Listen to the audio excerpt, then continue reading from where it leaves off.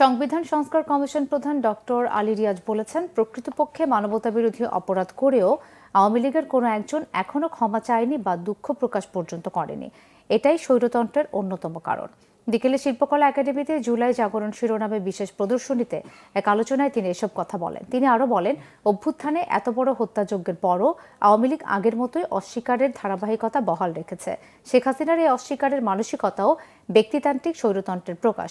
অনুষ্ঠানে আইন উপদেষ্টা ডক্টর আসিফ নজরুল বলেন, দেশ এখন নতুন করে নির্মাণ করতে হবে। তিনি বলেন, সতর্ক থাকতে হবে যাতে অপরাজনৈতিক শক্তি আবার সামনে না আসে। ৫ আগস্ট পর্যন্ত যে ঐক্য ছিল সেটা জরুরি, না হলে সবাই ক্ষতিগ্রস্ত হবে।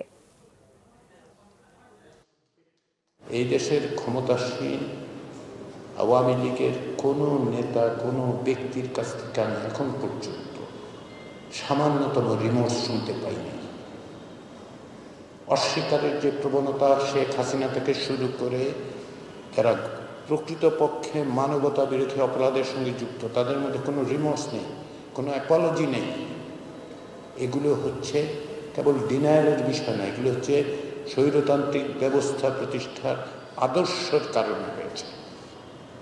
এই আদর্শ আপনি যদি মোকাবিলা করতে না পারেন, আমি যদি মোকাবিলা করতে না পারি, তাহলে বাংলাদেশের গণতন্ত্রের যে যাত্রা, সেই যাত্রা বেশিদূর এগোবে না।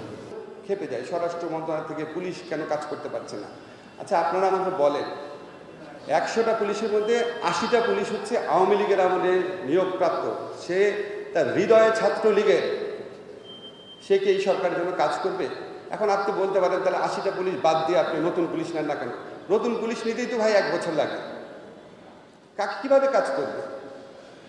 তো এখন ২০ জন যে পুলিশ আছে, সেই ২০ জন পুলিশের মধ্যে তাদেরও তো কারো কারোর মধ্যে ভয় কাজ করে। এই সরকার ১ বছর আছে, তারপর কোন সরকার আসে? আমি এখন সামনে যে সরকারটা আসতে পারে তার কোনো কর্মীকে ধরবো নাকি? এগুলি তো বাস্তবতা। আরও নানান